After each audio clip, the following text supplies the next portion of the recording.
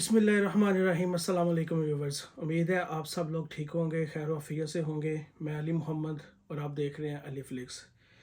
तो मेरे चैनल के ऊपर काफ़ी ज़्यादा कमेंट्स आ रहे थे कि भाई आप यूके में होते हैं तो हमें बताएं कि किस तरह हम लोग स्टडी वीज़ा अप्लाई करें मिनटों से यूके का।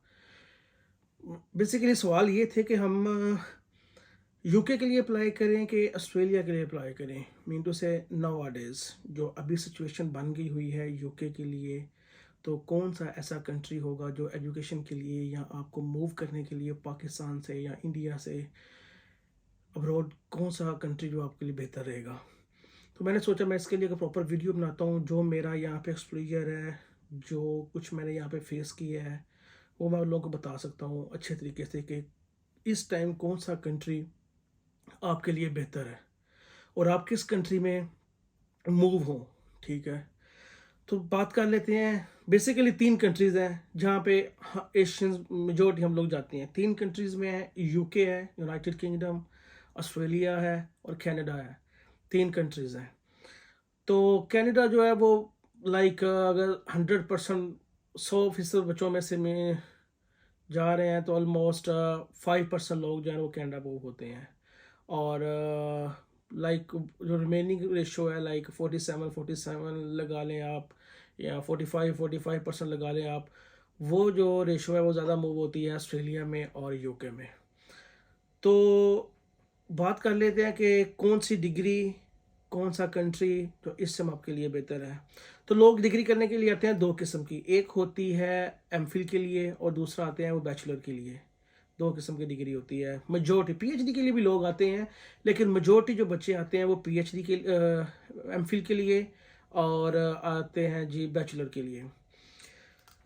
मैं आया था 2022 जनवरी में। उस टाइम और इस टाइम जो सिचुएशन चल रही है यूके की, उसमें एक बहुत ज़्यादा डिफरेंस आ गया हुआ है। मी टू से हर चीज़ का डिफरेंस आ गया है।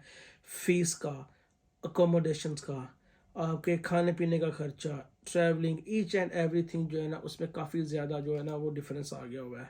यूके में इन्फ्लेशन भी बहुत ज़्यादा ही है ना, इस टाइम भी इन्फ्लेशन काफ़ी चल रही है यूके के अंदर। मीन टू से लाइक 5 डेज़ अगो यहाँ पे पेट्रोल की कीमत जो थी वो 1 पाउंड और 40 पैनी थी। ठीक है, लेकिन रिसेंट जो चल रही है 1 पाउंड 65 पैनीज़ वो ना यहाँ पे पेट्रोल की कीमत चल रही है। मीन टू से इस टाइम भी काफ़ी इन्फ्लेशन है। और पाकिस्तान में भी आपको पता है कि पाउंड का, डॉलर का रेट किस तरह चल रहा है, तो उस टाइम काफ़ी डिफरेंस आ जाता है। मीन टू से जब मैं आया था उस टाइम मुझे यूके पाउंड जो मिला था वो 216 रुपीज़ का मिला था, और इस टाइम जो चल रहा है वो अराउंड अबाउट 370 के राउंड अबाउट चल रहा है।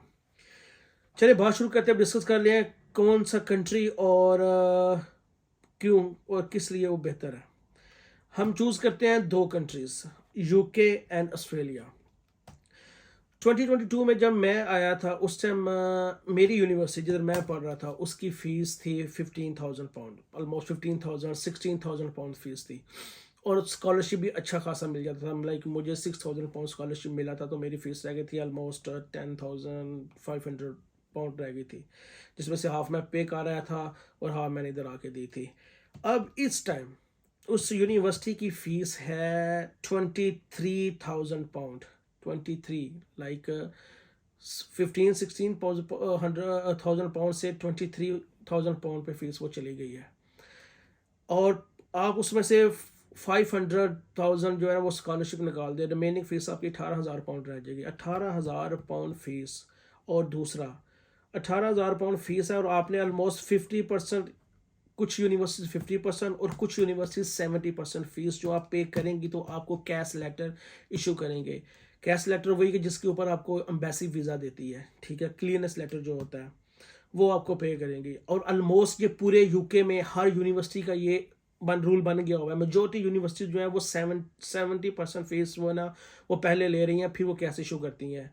कुछ यूनिवर्सिटीज़ हैं जो क्या करती हैं कि वो 30% फीस पे वीज़ा कैसे इशू कर देती हैं।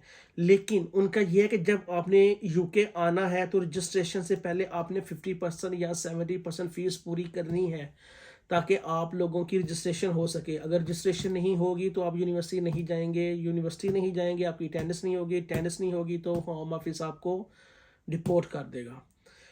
सो मैं जब आया था मेरा टोटल ऑलमोस्ट पाकिस्तानी 14 लाख 14 लाख रुपया लगा था, ठीक है, जिसमें फ़ीस डाल के ईच एंड एक्सपेंसेस डाल के जो मेरे पैसे लगे थे। और उन दिनों में मैंने ऑस्ट्रेलिया के लिए भी मैंने सोचा था, लेकिन ऑस्ट्रेलिया में उस टाइम लग रहे थे, ऑस्ट्रेलिया में लग रहे थे ऑलमोस्ट राउंड अबाउट 30 लाख लग रहे थे, 30 लाख 35 लाख रुपीज़ उधर उस टाइम उधर खर्चा आ रहा था। तो ज़ाहिर मुझे ये अच्छी ऑप्शन नज़र आई, तो मैं इधर मूव हो गया। मैंने इधर की डिग्री के लिए जो मैंने वीज़ा अप्लाई कर दिया और मुझे वीज़ा मिल गया। लेकिन अब सिचुएशन और है। अब सिचुएशन क्या है? अब सिचुएशन ये चल रही है कि आप लोग सबसे पहले क्या करेंगे कि आपने 70% फीस जमा करवानी है यूके के लिए भी। और 70% फीस बनती है ऑलमोस्ट बनती है आपकी 8,000 9,000 पाउंड 9,000 पाउंड 9,000 पाउंड फीस हो तो स्ट्रेट वे आपका 30 लाख रुपया पाकिस्तानी तो आपका फीस का बन गया। उसके बाद आपकी वीज़ा की फ़ीस, आपकी एनएचएस की फ़ीस, ठीक है, आईएचएस जिसे कहते हैं उसकी फ़ीस, फिर उसके बाद आपके टिकट के एक्सपेंसेस, हाँ जी, और उसके लिए आपको बैंक स्टेटमेंट चाहिए होगी ऑलमोस्ट 10 मिलियन की, 1 करोड़ की, 80 लाख की, 90 लाख की, वो डिपेंड करता है, उसकी स्टेटमेंट चाहिए।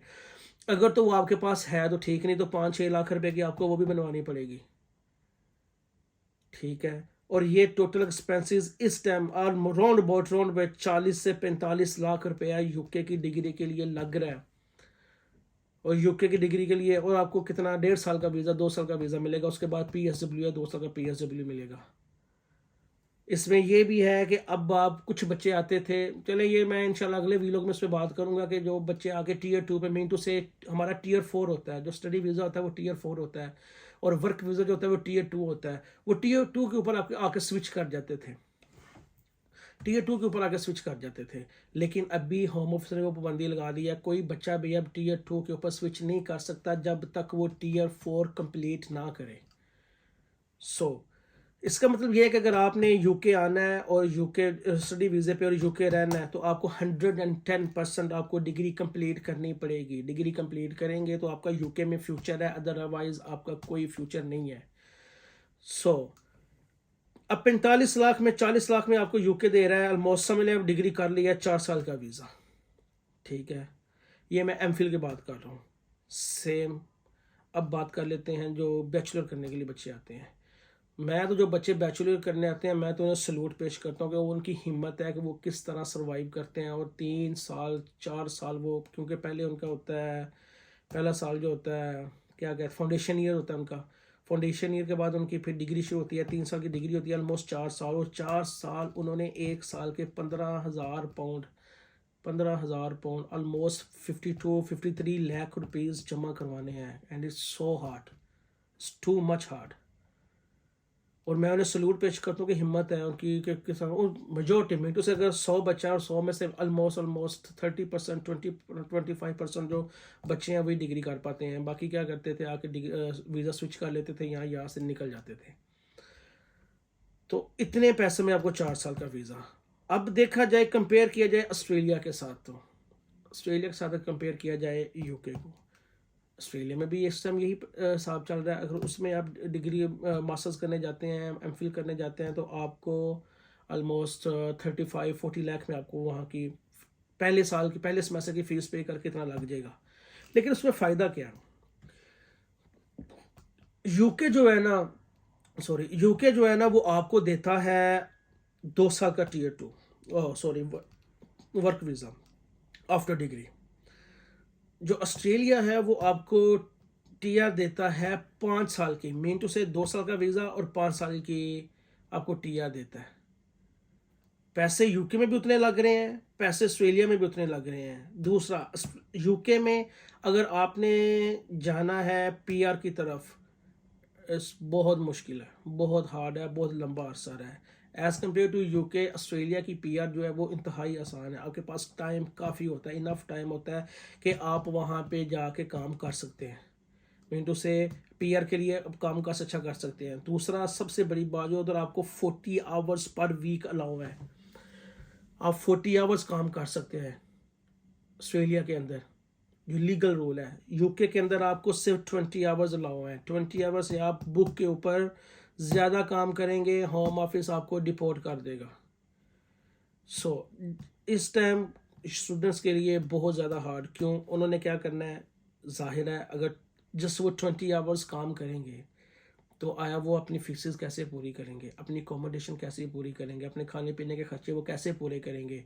ये बहुत मुश्किल है ये चीज़ें पूरी करना। अगर आप 20 आवर्स, फिर हम लोग क्या करते हैं, हम लोग कैश कैश इन हैंड काम करते हैं, और कैश इन हैंड काम करते हैं तो फिर हम हमारे लोग क्या करते हैं, यूनिवर्सिटी में हमारी अटेंडेंस जो है ना वो वीक हो जाती है, वो लो हो जाती है, और अटेंडेंस लो हो जाएगी तो university straight way home office को लेटर लिख देगी कि ये बच्चा क्लासेस नहीं ले रहा, एक आधी वार्निंग देगी और उसको भी डिपोर्ट कर देंगे। मैं फिर कह रहा हूँ, जब हम लोग थे उस टाइम हालात कुछ और थे, इस टाइम हालात कुछ और थे, उस टाइम इतनी सख्ती नहीं थी। इस टाइम यूके में हर यूनिवर्सिटी ने बहुत सख्ती कर दी हुई है, और वो हमारी अपनी गलतियों की वजह से की हुई है। क्यों? हम बच्चे इधर आके फीसें नहीं देते, यूरोप भाग जाते हैं, फिर क्या करते हैं, टीयर 2 के ऊपर चेंज कर जाते हैं वर्क वीज़ा। हम कहते हैं यार जिधर हमने इतनी फीस देनी है तो 15-20 हज़ार का हम टीयर 2 लेके तो सीधा सीधा उस पर चले जाते हैं, स्टडी डिग्री क्या करनी है। लेकिन अब यूके ने काफ़ी सख्ती कर दी है इसके ऊपर। सो ऑस्ट्रेलिया जो है उस लिहाज से बेहतर है, यूके के लिहाज से काफ़ी बेहतर है। मीन टू से आपको 40 आवर्स वर्क अलाउ है। आपका टीआर जो है, मीन टू से आफ्टर डिग्री जो वर्क है वो 5 साल का है, 2 साल की डिग्री 7 साल को तो आपको स्ट्रेट वे वीज़ा मिलेगा। इधर आपको स्ट्रेट वे पास 3 ईयर का, 3.5 साल का या 4 साल का वीज़ा आपको मिलेगा। सो मेरी नज़र में, मेरे नज़दीक जो मैं इस टाइम सजेस्ट आप लोगों को करूँगा, मैं तो यही कहूँगा कि जो बच्चे पाकिस्तान से या इंडिया से यूके में जो स्टडी के घर से, मीन टू से डिग्री के घर से मूव होने का सोच रहे हैं, तो मैं उन लोगों को ये कहूँगा कि आप प्लीज़ प्लीज़ सबसे पहले ऑस्ट्रेलिया को प्रेफर करें एज़ कम्पेयर टू यूके, क्योंकि यूके ने बहुत ज़्यादा सख्ती कर दी है। ये लास्ट टर्म है, सितंबर इनटेक लास्ट है, जिसके अंदर आप स्पाउस को भी ला सकते हैं। जनवरी से स्पाउस आपका बंद हो जाएगा। इन्होंने आईएचएस की फ़ीस बढ़ा दी है, इन्होंने वीज़ा फ़ीस बढ़ा दी है, इन्होंने दूसरी फीसेस जो होती हैं यूनिवर्सिटीज़ की फ़ीसेस वो बढ़ा दी हैं, सख्तियाँ बहुत ज़्यादा कर दी हैं, अटेंडेंस के ऊपर बहुत ज़्यादा सख्ती कर दी है, काफ़ी ज़्यादा चीज़ें इन्होंने जो कर दी हुई हैं। तो मैं इससे हम जो जितने भी मेरे भाई बहन जो पाकिस्तान से या इंडिया से यूके मूव होने का सोच रहे हैं, मैं उन्हें यही कहूँगा कि आप यूके नहीं, आप ऑस्ट्रेलिया को प्रेफर करें। ऑस्ट्रेलिया का पहले ट्राई करें, क्योंकि Australia as compare to UK इस टाइम बहुत ज़्यादा अच्छा जा रहा है। ठीक है, बाकी चीज़ें और भी काफ़ी हैं। ठीक है, बच्चों के लिए तो जो काफ़ी, क्योंकि अकोमोडेशन का काफ़ी इशू आता है, फिर इधर जॉब का काफ़ी इशू होता है। जब आप स्टूडेंट होते हैं आपको जॉब भी इतनी आसानी से नहीं मिलती। ठीक है, वो जिधर भी आप अगर लीगल जॉब लेने जाएंगे वो आपको कहेंगे हमें लेटर ला के देंगे कि आपको फुल टाइम वर्क अलाउ है, और जब तक आपको स्टूडेंट है आपको फुल टाइम वर्क अलाउ नहीं है। जी, अगर आपकी वोकेशंस चल रही हैं तो फिर आपको अलाउ है, और वोकेशन मैक्सिमम 2 माह की चलती हैं, पूरी आपकी डिग्री में 2 या 3 माह की चलती हैं, तो उसमें बंदा कितना कर लेगा। सो मैं सब बहन भाइयों को ये कहूँगा, मेरी ये सजेशन है कि आप क्या करें कि आप जिसने भी मूव होना है आप सबसे पहले ये सोचें कि आपके पास पैसे कितने हैं। पैसे ऑलमोस्ट इस टाइम सेम चल रहे हैं, यूके ऑस्ट्रेलिया के लिए सेम सेम पैसे हैं। जितनी फीसेस, जितने पैसे, जितनी बैंक स्टेटमेंट, जो चीज़ें रिक्वायरमेंट्स यूके के लिए हैं वही रिक्वायरमेंट इस टाइम ऑस्ट्रेलिया के लिए है।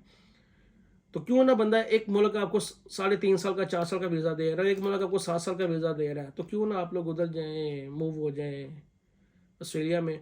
दूसरी मेन चीज़, हमारे कुछ कंसल्टेंट्स क्या करते हैं, बच्चों को बताते नहीं हैं। मैं सबकी बात नहीं कर रहा, मैं कुछ की बात कर रहा हूँ। वो बच्चों को बताते नहीं है, वो बच्चों को कह देते हैं ठीक है जी आप ना 20% 30% फीस जमा करवा दें, आपको कैश आ जाएगा। नो डाउट कुछ यूनिवर्सिटीज अभी भी हैं जो 20% 30% पे कैश इशू कर रही हैं, लेकिन वो ये नहीं बताते कि आपने जब यूनिवर्सिटी पहुंचना है, आपकी डिग्री कंप्लीट होने से पहले आपकी एक ऑनलाइन रजिस्ट्रेशन होती है और एक यूनिवर्सिटी के अंदर फिजिकल रजिस्ट्रेशन होती है।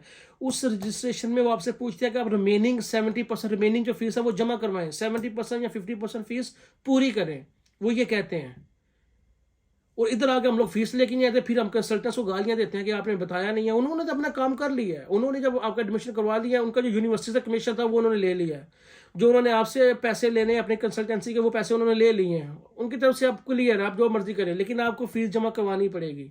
ये चीज़ माइंड में रखा कीजिएगा। हर चीज़ जब भी आप किसी कंसल्टेंट के पास जाते हैं, उससे खुल के पूछा करें कि यार हमारी कितनी फीस है, पहले कितनी, रजिस्ट्रेशन से पहले कितनी जमा करवानी है, कैसे पहले कितनी करवानी है, रजिस्ट्रेशन से पहले कितनी करवानी है, और बाद में क्या क्राइटेरिया है, यूनिवर्सिटी के लेक्चर किस तरह चल रहे हैं, हर चीज़ है। सिनेरियो चेंज होते रहते हैं, लेकिन ये जो सिनेरियो सिस्टम चल रहा है, ये ऑल ओवर यूके सब यूनिवर्सिटीज़ का ये चल रहा है कि वो फीसें इसी तरह से ले रहे हैं। इस टाइम पूरे यूके में कोई ऐसी यूनिवर्सिटी नहीं है जो 50% से कम फीस के ऊपर आपको कैश लेटर इशू कर रही हो। और 50% फीस का मतलब है कि आपकी 30-32 लाख रुपया स्ट्रेट वे फीस ही फीस है, जो उस टाइम रेट चल रहा है पाउंड का उस हिसाब से। तो प्लीज़ जो बंदे आना चाह रहे हैं या जो सर्च कर रहे हैं, चीज़ों को देख रहे हैं कि हम किस तरह मूव हो, ये लाजमी कि किसी भी कंसल्टेंट के पास जाएं, वो ये चीज़ें लाजमी देखें आया कि ये चीज़ें सही हैं कि नहीं हैं, कि कंसल्टेंट कैसे बता रहा है, उधर कैसे जा कर रहे हैं, सर्च आउट करें। मुझे इतना पता है कि यार अगर आप लोग बाहर के लिए अप्लाई कर रहे हैं तो आपके अंदर इतनी कॉमन सेंस है, लैपटॉप आप लोगों के पास है, उसके ऊपर विजिट करें, सर्च करें। ईच एंड एवरी यूनिवर्सिटी ने अपनी हर चीज़ दी हुई है, अपने कोर्सेज दिए हुए हैं, अपनी हर चीज़ यूनिवर्सिटी ने लैपटॉप के ऊपर अपनी वेबसाइट के ऊपर दी हुई है। उधर जाके देखें जी उसकी कितनी फ़ीस है, उसका क्या क्राइटेरिया है, वो कैसे फ़ीस लेते हैं, कैसे कैश इशू करते हैं, क्या क्या उनकी रिक्वायरमेंट है, ईच एंड एवरी थिंग उन्होंने दी हुई है। थोड़ी सी इसमें मेहनत करनी पड़नी है, थोड़ा सा सर्च आउट करना पड़ना है, और वो खुद किया करें कि जब आप प्रिपेयर होकर किसी कंसल्टेंट के पास जाते हैं, उसकी लैंग्वेज आपसे चेंज हो जाती है, वो आपसे अच्छी तरह डील करता है, उसे पता होता है कि बच्चे को पता है, तो इसलिए वो क्या कहते हैं, कुछ हवाइयाँ नहीं छोड़ता, वो आपको गोलमोल नहीं करता, आपको पता होता है। तो लाजमी इन धोखों से भी बचें। दूसरा ये कि मैं इस समय यही प्रेफर करूँगा कि जो बच्चे बाहर जाने के सोच रहे हैं वो ऑस्ट्रेलिया को प्रेफर करें as compare to UK. UK के हालात इस टाइम टाइट जा रहे हैं, काफ़ी लिहाज से, काफ़ी चीज़ों के हवाले से टाइट जा रहे हैं। ऑस्ट्रेलिया बेहतर है, बेहतर देखें हर बंदे की ये होता है कि मैं जो बाहर आता है कि मैं सेटल हो जाऊँ, तो जब आपके लिए वो कंट्री का अच्छी सेटलमेंट के लिए अच्छी चीज़ें दे रहा है आपको, तो आप उस उधर मूव हो जाएं। बाकी इंशाल्लाह नेक्स्ट वीलॉग में आपको बताऊंगा कि क्या चीज़ें जो हैं, जो स्टूडेंट्स जब आते हैं उन्हें क्या चीज़ें फेस करनी पड़ती हैं, क्या चीज़ें कौन कौन सी मुश्किलात चेंज करती पड़ती हैं, किस तरह वो फीसेस पूरी करते हैं, किस तरह वो अर्न करते हैं, क्या चीज़ें होती हैं। अपना बहुत ज़्यादा ख्याल रखिएगा, अपने घर वालों का ख्याल रखिएगा। अल्लाह हाफिज़।